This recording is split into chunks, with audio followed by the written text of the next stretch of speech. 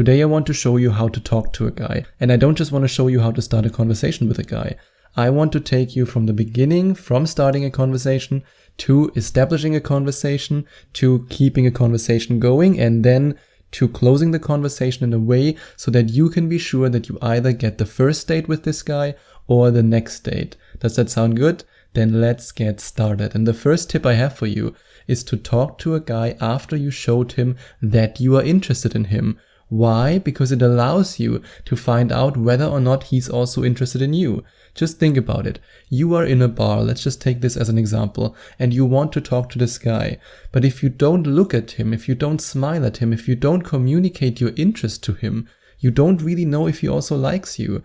But if you smile at him, and if you show him that you are interested in him, he will look at you, he will smile back, and then you know, hey, it's a green light, and I can talk to this guy. I mean, yes, of course, you can still walk up to him and talk to him when there's a yellow light. But what if there's a red light? You want to find that out before. Just think about the following situation. You want to walk up to him, you want to talk to him, but you don't show him that you're interested in him. And you don't know whether or not he's actually interested in you. And then you walk up to him, and 3 seconds later, his girlfriend shows up with the 2 drinks that she ordered at the bar. And you go, oh, sorry, okay, have a nice day. You want to avoid that. So always find out if he likes you before you approach him. And if you want me to show you all the signs and show you exactly what you have to look out for, then you can click on the link in the description and inquire for your first Skype coaching session with you.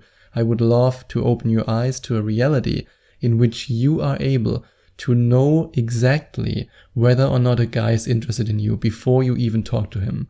And then talk to a guy even if you are nervous. I know you might be nervous, especially if he's really handsome and if he's a really high value guy.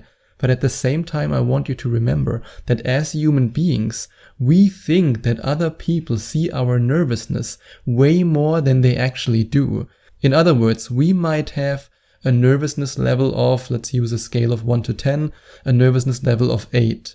And we think, oh, the other person will see us at a nervousness level of 10, and we will appear so nervous and oh my god. But the truth is that when you talk to him, he's also nervous. I mean, you are an amazing woman, you're a beautiful woman. He's in his head, he doesn't even realize that you are nervous. And he might think that on a nervousness scale, you are a 3, even though you think, oh god, he will see me as 10 in the nervousness universe. And then he will go, oh god, this woman is so nervous, I don't want to talk to her. That won't happen. And let me share another secret with you. A lot of men are actually attracted to a woman when she shows a little bit of nervousness, when she's a little bit shy. That's a very attractive quality to a lot of men, especially when these men are looking for a girlfriend. I don't really know why, I have no scientific explanation, but from working with guys, from talking to friends, and from my own experience, I know that it can make you even more attractive. And I think because it communicates that you don't do this very often, because then he feels special, because he has the feeling, hey, she's nervous while talking to me, so she doesn't talk to every guy. This means she really likes me. And that's why you shouldn't be worried about your nervousness. And talk to a guy after you walked up to him with confidence and class. And that's a running joke among my Skype coaching clients, because I always say confidence and class, just like the penguins in Madagascar, if you know that movie, where they always say smile and wave, smile and wave. I always say confidence and class. That's how you want to walk up with him. You want to have this elegant, feminine walk, but at the same time communicate with your walk that you are confident, that you are not insecure, that you're not afraid of your nervousness, not afraid of showing nervousness, that you actually want him and that you want to pursue him. And I promise you, if you watch the video in the description and if you discover how you can become his secret obsession, he will want you within the first couple of seconds of talking to him. There's no way around it. If you use the techniques that you discover in this free video, he will be completely obsessed with you after just a couple of seconds of talking to you. And talk to a guy by starting the conversation in a casual way. If you are, for example, meeting a guy in, let's say, a social environment, you are going out with your friends, you are in this social circle, and then one of your friends introduces a guy to you, or let's say one of your friends brings a guy along, or you're at a party and you see this guy and you don't know him yet, and you just want to introduce yourself to him. In this situation, it's really easy because you can be more direct. Hey, I haven't met you yet. Are you new to the social circle? Are you a friend of my friends? Whatever you want to say, you can just introduce yourself. It's no big deal. But what if you are not in a social circle? What if you meet a stranger in an environment where you have no friends and where you can't use your friends as a conversation starter? Where you, for example, can't say, hey, are you here with this person? Or do you know this person? Or are you a friend of this person? Because I know this person, which again makes it so much easier when you meet a guy in a social circle. But what if that's not the case? Then you can start the conversation in a casual way. You can, for example, ask him for a recommendation.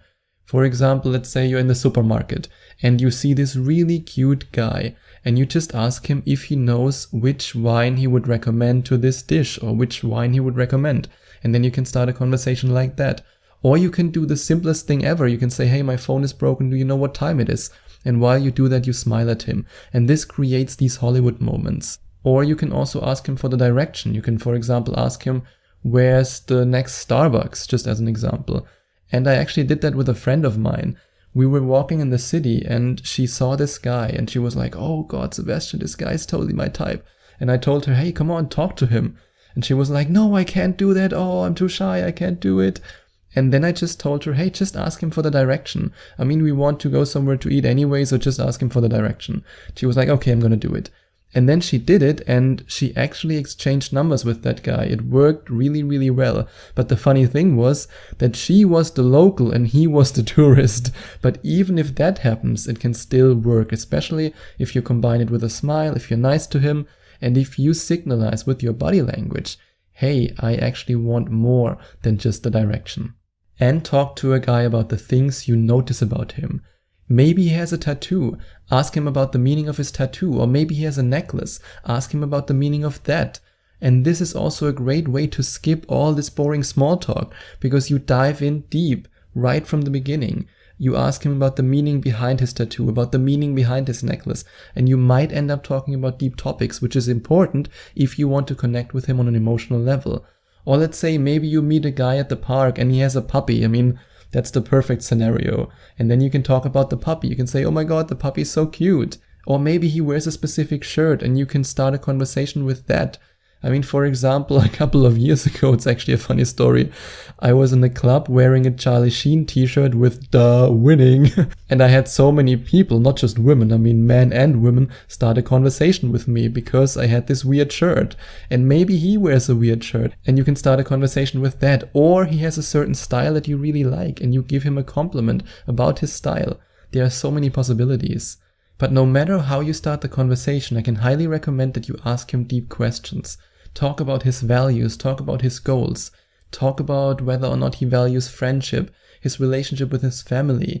And now you might be saying, yeah, but isn't that too much on the first date? I wouldn't even wait until the first date with that.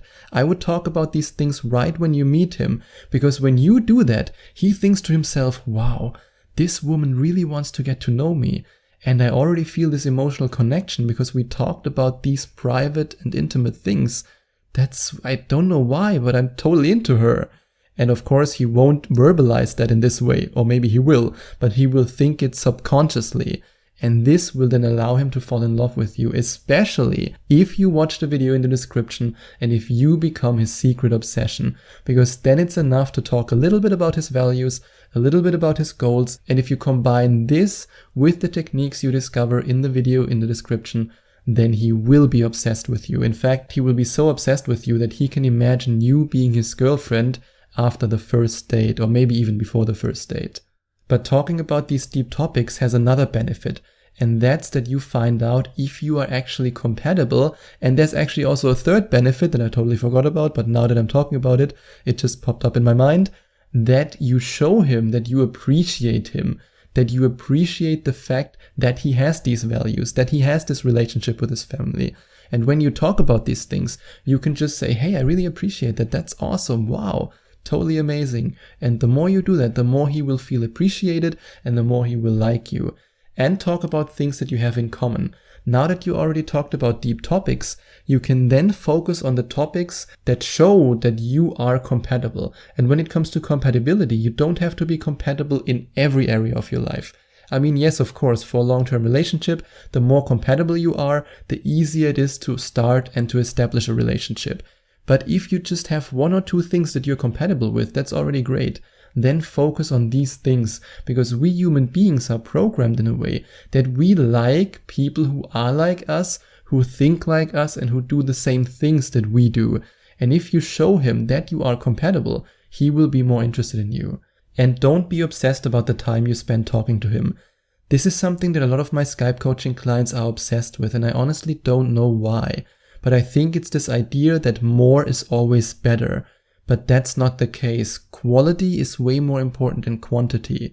This is something that's so important because then you can relax and you no longer have to think about, oh, now I'm just talking for 5 minutes, I have to talk for another 5 minutes, or I should talk at least 20 minutes with him. It doesn't matter. You can have an amazing, intimate and emotional conversation that only lasts 5 to 10 minutes. It's totally okay.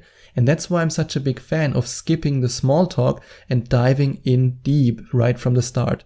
Maybe it's also because I'm German, and in the German culture, we don't have any small talk, which is very different than the American culture, for example. If you try to do small talk with a German, that's like chopping wood with a needle. It doesn't work. And that might be why I'm a fan of this direct method, of this straight into the emotions method, if you want to call it like that. But in my experience, it works so much better because everyone else is wasting their time with small talk. Hey, how's the weather? Yeah, the food is great. Yeah, I really like it here. But there's no emotional connection. But if you dive into these deep topics, that's when you create an emotional connection, and that's when he will fall in love with you. And it also doesn't hurt to touch him while you're talking to him. Touch his shoulder when he cracks a joke, or allow your leg to touch his leg while you're sitting next to each other. Of course, only when you want that. But I think if you're really into him and if you want to talk to him, then I'm pretty sure that you want to touch him and that you want to take things further. And you can also mention his potential girlfriend while you're talking to him because, hey, you want to find out if this guy is actually single. You can say things like, hey, your girlfriend must be really proud of you when he talks about his values. Or you can say something along the lines of, is your girlfriend okay with the fact that we're talking here? Is it okay for her? And he will then say, oh, I don't have a girlfriend. Oh, I'm single. And you just say, oh, interesting. And that's exactly what you want to know. And I know it sounds a little bit weird. It sounds a little bit childish. It sounds a little bit Hollywood romance comedy movie-like. But it works really, really well because it's the easiest way for you to find out if this guy is actually available. Because sometimes a guy is interested, but at the same time he thinks to himself, oh no, I hope my wife doesn't find that out. Oh, I really like that woman. Why am I married now? So you want to avoid that. You want to date a guy who's single, who's available, and who's ready to commit to you. And that's why you have to find out if he's single or not. And you can even set up a date in an indirect way. You can, for example, talk about an event or a restaurant or a place that you've heard of, but you've never went to it.